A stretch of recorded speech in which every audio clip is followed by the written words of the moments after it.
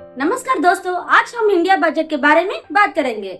भारत देश के middle class लोगों को इनकम टैक्स के ऊपर कई सारे सवाल होते हैं। ताजा बजट के हिसाब से 12 लाख एनुअल इनकम पर कोई टैक्स नहीं पड़ेगा। इसका मतलब ये है कि एक महीने को 1 लाख कमाने वाले को कोई टैक्स नहीं पड़ेगा। ये चीज मिडिल क्लास लोगों के लिए एक गुड न्यूज है। सही कहा तो इनके लिए एक सवाल उठता है, ये सच में मिडिल क्लास लोगों के लिए खुश खबर है या उनके लिए ये एक टैक्स का बोझ है? इस बजट से हमारा पैसा गवर्नमेंट कैसा उपयोग करेगा? क्योंकि बजट को हम सब एक बड़ा कैलकुलेटर है हिसाब किताब समझते हैं, लेकिन बजट एक स्टोरी जैसे है। आज हमारे वीडियो में बजट को छोटे और बड़ों को भी आसान तरीके में समझाने की कोशिश करूंगी। असली भारत का बजट क्या होता है, इसको कैसे यूज करे जाता है और टैक्स वसूल करने के बाद उस पैसे को सरकार कैसे यूज करता है। इस बार बजट में सरकार 6 क्षेत्र पर फोकस किया गया था। 1 agriculture, 2 taxation, 3 power, 4 urban development, 5 mining, 6 regulations. नए इनकम टैक्स तरीके में नए स्लैब का तरीका इस चार्ट में देखेंगे।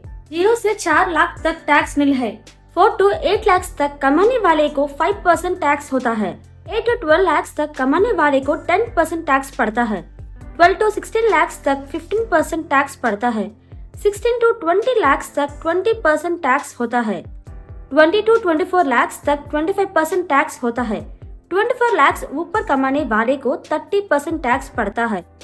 इस सब चीज को देख के आपको एक डाउट आया होगा, पहले में बोले जैसा महीने को 1 लाख कमाने से कोई टैक्स नहीं पड़ेगा, लेकिन अब ये क्या है भाई? इसमें टैक्सेशन बहुत इम्पोर्टेंट चीज है। इसको हम समझने की कोशिश करेंगे। इसके मतलब ये है कि न्यू इनकम टैक्स तरीके में रिबेट्स के हिसाब से 12 लाख तक हमारा इनकम है तो उस 12 लाख को कोई इनकम टैक्स भरने की जरूरत नहीं है। ये सिर्फ नए इनकम टैक्स तरीके में ही होता है। भारत के इनकम टैक्स के 2 तरीके में होता है। पहले तरीका ओल्ड इनकम टैक्स, दूसरा तरीका new income tax. Old income tax तरीके में हमारा खर्च और प्रॉफिट में डिस्काउंट पा सकते हैं। इसका मतलब हम जितना भी टैक्स भरने वाले हैं उसमें से डिस्काउंट पा सकते हैं।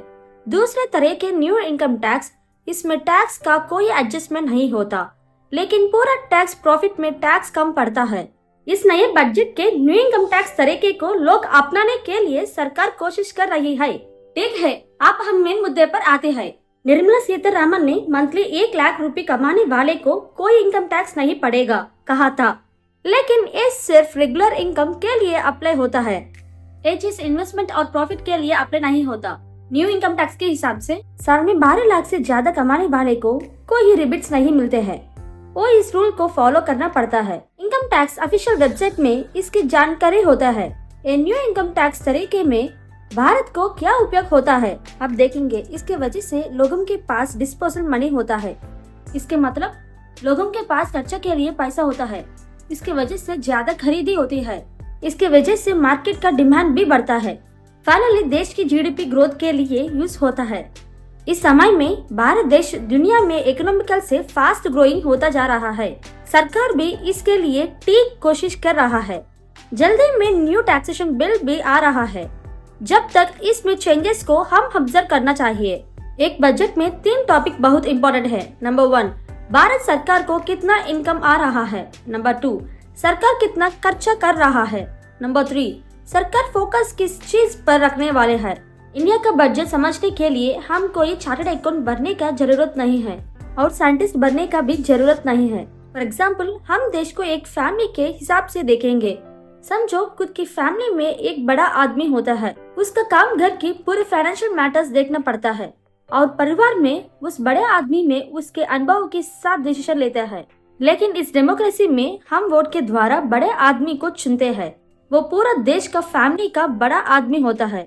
जैसे हमारे फैमिली में कई तरह की इनकम सोर्स होता है, जैसे जॉब बिजनेस से इनकम आता है उस फैमिली को, वैसे ही देश को टैक्स के रूप में इनकम आता है। जैसे income tax, corporate tax, GST, ये सरकार की इनकम के लिए बहुत इम्पोर्टेंट है।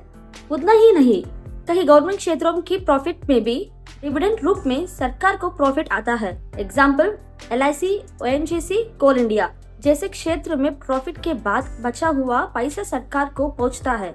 हर परिवार में जैसे खर्चा होता है वैसे ही सरकार में होता है और इनका रिपेयर करना पड़ता है। वैसे ही सरकार में ब्रिजेस, गवर्नमेंट बिल्डिंग्स को वगैरह बनाना पड़ता है और रिपेयर्स करना पड़ता है। परिवार में बच्चों की पढ़ाई के लिए हम ध्यान देते हैं। वैसे ही सरकार भी IIT जैसे एजुकेशनल इंस्टीट्यूशन को भी फंड्स देना पड़ता है। वैसे ही भविष्य के लिए हम पैसे इन्वेस्ट करते हैं। वैसे ही सरकार भी इसरो प्रोजेक्ट में इन्वेस्ट करता है, इंटरनेट डेवलपमेंट के लिए इन्वेस्ट करता है। स्ट्रॉन्ग बेसिक एमिनिटीज बिल्ड करना भी बजट के नीचे ही आता है। इस तरीके में बोलने से आपको आसान से समझ आया होगा। अब तक बजट में क्या होता है जाना था, अब बजट कैसे तैयार होता है वो जानेंगे। बजट तैयार करना इतना भी आसान नहीं, क्योंकि ये एक एस्टिमेशन प्रोसेस है। फॉर एग्जाम्पल 2025 फरवरी 1 को तैयार होने वाला बजट 2025 फरवरी 1 तारीख से 2026 मार्च 31 तक सरकार ने कितना इनकम अर्न करता है और कितना खर्चा करता है, टोटल उसमें डिपेंड होता है। सरकार ने ये अपेक्षा कैसा करता है, पुराने अनुभव से और डेटा से भविष्य के बारे में गेस करते हैं। इसलिए किसी भी बजट के डॉक्यूमेंट में फिक्स्ड वैल्यू नहीं होता है। इसमें एस्टिमेट डेटा और रियल डेटा इस दो तरीके पे आधारित होता है। पूरा प्रोसेस के लिए 6 मंथ्स का वक्त लगता है। इस 1 तारीख को जो भी बजट रिलीज हुआ सितंबर 2024 में ही इसका शुरुआत हुआ होगा। गवर्नमेंट के मंत्री शाखा में जिस शाखा को उसके जरूरत के हिसाब से बजट बनाया जाता है। यूनियंस और बिजनेस सेक्टर से बातचीत करके दूसरे साल की बजट एस्टिमेशन डाला जाता है। पहले नवंबर में एग्रीकल्चर, इंडस्ट्रियल और फाइनेंशियल एक्सपर्ट से उनके विश्लेषण देता है। उसके आधार पे गवर्नमेंट अपेक्षाओं को संशोधन करता है। दूसरा इकोनॉमिकल सर्वे दिसंबर में शुरू होता है। जनवरी 31 को ये सर्वे रिलीज होता है। एग्जैक्टली बजट रिलीज होने के डेट से 1 दिन पहले रिलीज होता है। ये सर्वे बीता हुआ साल का रिपोर्ट कार्ड जैसा है। इसमें मुद्रास्फीति की हालचाल और निरुद्योग और इकोनॉमिकल विनिंग्स एंड उसके सवाल जैसे इम्पोर्टेंट चीजों को इसमें विश्लेषण किया जाता है।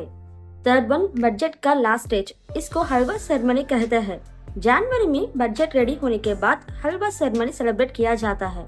ये बजट पूरा होने के संकेत है। इसको हमारे ट्रेडिशन में सेलिब्रेट किया जाता है।